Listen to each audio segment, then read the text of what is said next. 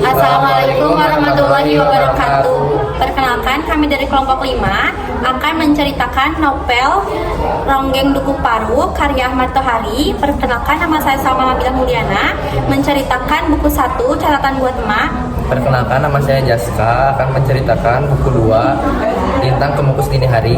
Perkenalkan, saya Sri Mutia akan menceritakan buku 3 yaitu Jantara Biang. Di sini saya akan menceritakan buku 1 catatan buat emak. Ada sebuah desa yang dinamakan Dukuh Paruh. Moyang semua orang Dukuh Paruh yaitu Ki Secemenggala. Dia merupakan seorang brahmacora. Dia juga menitipkan darah dagingnya di Dukuh Paruh. Kemudian ada 3 anak lelaki yang bernama Darsun, Warta, dan Lasus, dan ada 1 anak perempuan yang nantinya akan dijadikan ronggeng yaitu Serintil. Mereka berempat ini selalu bermain di bawah pohon nangka sambil bernyanyi dan menari. Kemudian ada Santayib, merupakan ayah Serintil yang merupakan seorang pedagang tempe bongkrek. Dia ini menjual tempe bongkrek kepada warga Dukuh Paruh. Setelah itu banyak warga yang memakan tempe bongkrek ini keracunan dan sampai meninggal. Kemudian Santayib dan istrinya itu membuktikan bahwa tempe bongkrek buatannya itu tidak beracun, dan setelah membuktikan hal lama kemudian Santayib dan istrinya pun meninggal. Akhirnya Serintil menjadi anak yatim piatu. Kemudian Ki Secemenggala ini berhutang nyawa kepada warga Dukuh Paruh sebanyak 18 orang warga Dukuh Paruh. Maka keturunannya dijadikan sebagai tebusan. Kemudian Lasus dan Serintil ini merupakan teman sejak kecilnya, sudah dekat, dan sekarang Lasus merasa bahwa Serintil itu semakin menjauh. Lasus mencari cara agar Serintil tetap menarik perhatiannya kepada Lasus.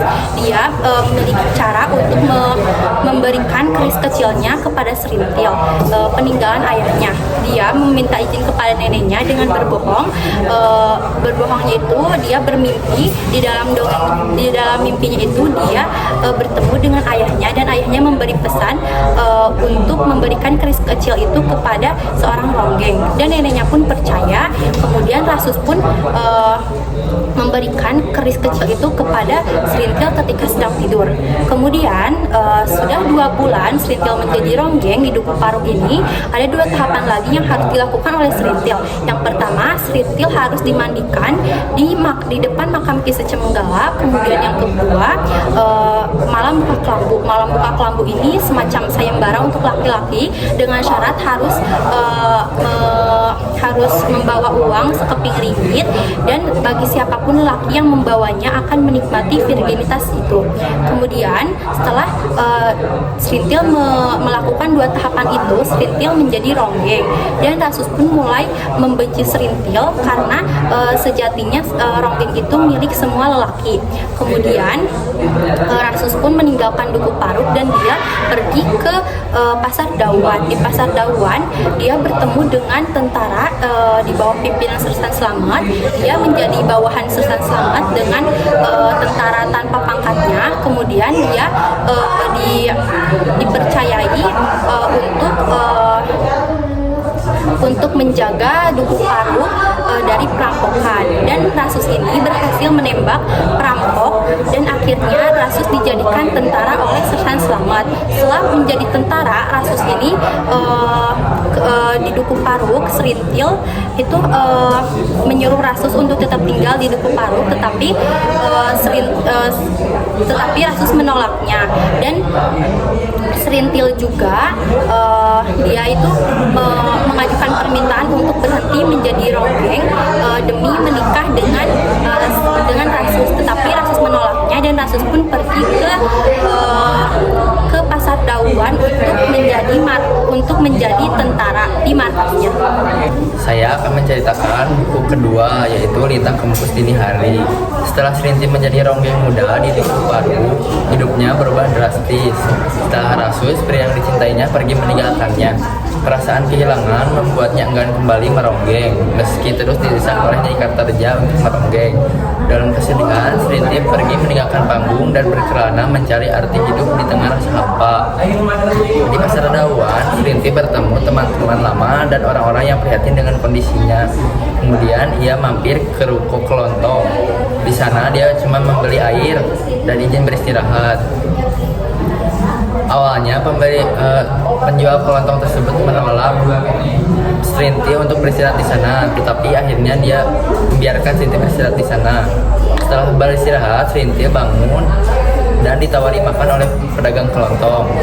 Setelah menikmati makanan tersebut, Serintil lalu pulang ke rumah kakeknya yaitu Sakarya.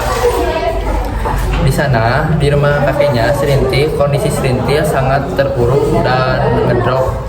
Lalu Serintil tidak mau makan dan tidak mau keluar kamar. Sampai akhirnya datang Tampi bersama bayinya yang bernama Goder.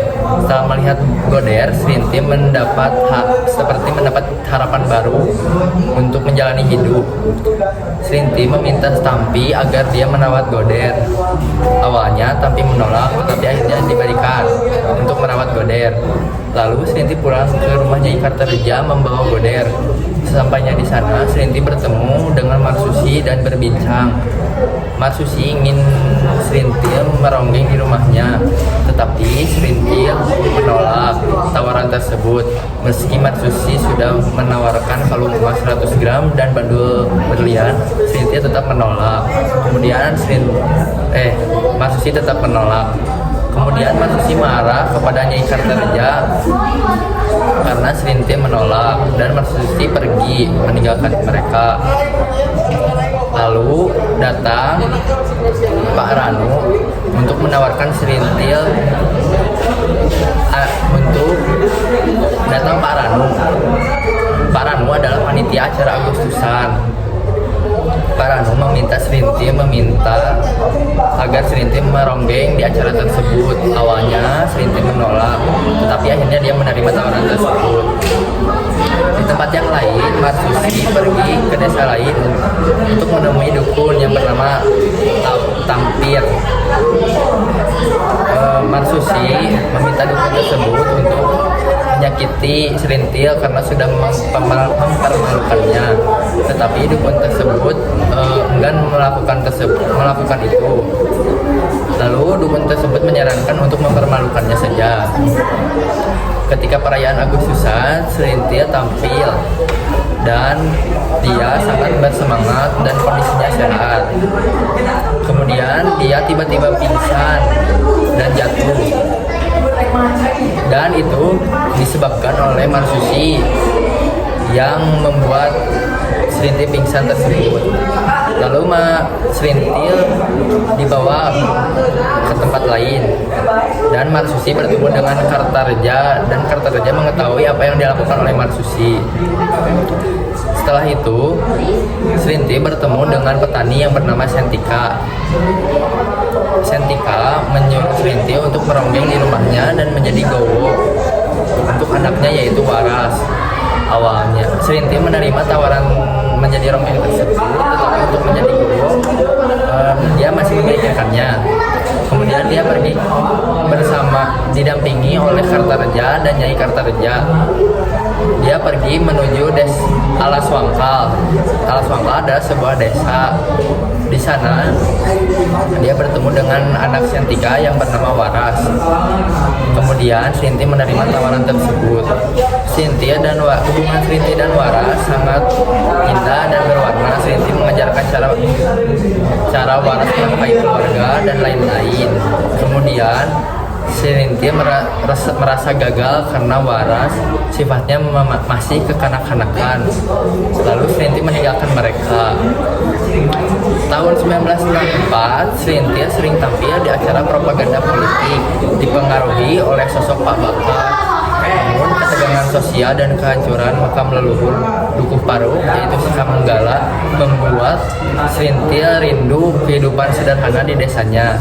Ia kembali ke Dukuh Paruk membawa perasaan campur aduk mengenang cinta dan kebebasan yang pernah ia miliki. Di sini saya akan menyampaikan sinopsis buku ketiga yaitu Jantera Biang Lala. Dukuh Paruk menjadi tempat yang sangat memprihatinkan karena sebelumnya terjadi bencana besar yaitu pembakaran rumah penduduk akibat Kisruh 1960. Dukuh Paruk yang tidak tahu apa-apa harus menjadi korban. Rumah dan harta benda semua habis terbakar. Beruntung bagi Dukuh Paruk karena orang-orang sudah terbiasa menerima musibah seperti tragedi tempe bongkrek, yaitu sebagai makanan yang dikonsumsi warga Dukuh Paruk yang hidup dalam kemiskinan. Tempe bongkrek juga menyebabkan keracunan massal di Dukuh Paruk, termasuk kedua orang tua Serintil. Kembali ke musibah yang terjadi di Dukuh Paruk, musibah kali ini sungguh di luar dugaan mereka. Mereka harus tinggal di rumah dengan seadanya. Orang-orang di luar desa pun tidak ada yang memberi bantuan. Dukuh Paruk kini tanpa pemimpin dan tanpa Serintil. Beberapa bulan kemudian, Sakarya, Kertareja, dan yang lainnya dibebaskan, tapi mereka pulang tanpa Serintil. Dan orang-orang Dukuh Paruk tidak ada yang menanyakan kemana Serintil berada. Itu karena Serintil masih ditahan di tempat yang tidak Sakarya dan rombongan lainnya ketahui. Dukuh Paruk yang miskin didatangi oleh seorang pemuda yang bernama Rasus. Semula semua orang menjadi takut dan enggan tersenyum, meringkuk takut seperti tikus dalam cakar kucing buas, meskipun yang datang itu adalah Rasus. Orang-orang Dukuh Paruk ternyata masih trauma apabila ada yang datang dengan memakai seragam, tetapi yang membuat mereka tersenyum lagi yaitu Rasus masih mau peduli dengan tempat kelahirannya. Rasus masih seperti yang dulu, dan kedatangannya kali ini yaitu untuk melihat neneknya yang kritis. Tidak lama kemudian nenek Rasus meninggal dunia dan Rasus harus kembali menjalankan tugasnya. Sebelum pergi, Sakarya meminta Rasus untuk membebaskan Serintil. Tidak lama kemudian, Serintil kembali pulang ke Dukuh Paruk. Serintil lemas, tidak berdaya karena kelelahan, karena ia pulang dengan berjalan kaki. Sejak kepulangannya, sikapnya berubah. Ia lebih banyak diam walaupun sudah keluar dari tahanan. Di mana tahanan, Serintil masih tetap harus melapor ke tempat di mana ia ditahan. Serintil sudah mulai tersenyum ketika melihat Goder, yaitu anak Tampi. Cobaan kembali datang ketika Serintil diajak oleh Marsusi untuk melapor ke Dawuan. Setelah pulang, Serintil ternyata diajak pergi ke suatu tempat. Oleh Marsusi. Untung bagi Serintil karena akibat kecerobohan Marsusi, dirinya berhasil pergi dari kejaran Marsusi. Selanjutnya tetapi datang seorang yang mau menolong Serintil, yaitu orang yang masih satu dusun dengan Serintil. Hati Serintil pun mulai bisa terbuka ketika melihat Bajus. Bajus adalah seorang pekerja proyek pembangunan irigasi. Serintil ternyata menaruh harapan kepada lelaki itu. Ia sangat berharap untuk menjalin impiannya menjadi ibu rumah tangga dapat terwujud bersama Bajus. Serintil mengenal Bajus sebagai pribadi yang baik, terlebih sikapnya kepada Serintil. Bajus ternyata malah menawarkan Serintil kepada bosnya. Bajus kini menjadi beringas dan memarahi Serintil apabila menolak permintaan bosnya. Akibat tekanan batin yang mendalam, Serintil menjadi lupa ingatan. Suatu ketika Rasus pulang dari menjalankan tugasnya, namun hati Rasus sangat terkejut ketika melihat Serintil menjadi lupa ingatan. Serintil dibawa ke dokter jiwa, yang akhirnya Rasus mempunyai tekad yang dalam dirinya untuk membawa Dukuh Paruk ke arah yang lebih baik. Sekian penyampaian sinopsis dari kelompok kami. Mohon maaf bila ada kesalahan. Wassalamualaikum warahmatullahi wabarakatuh.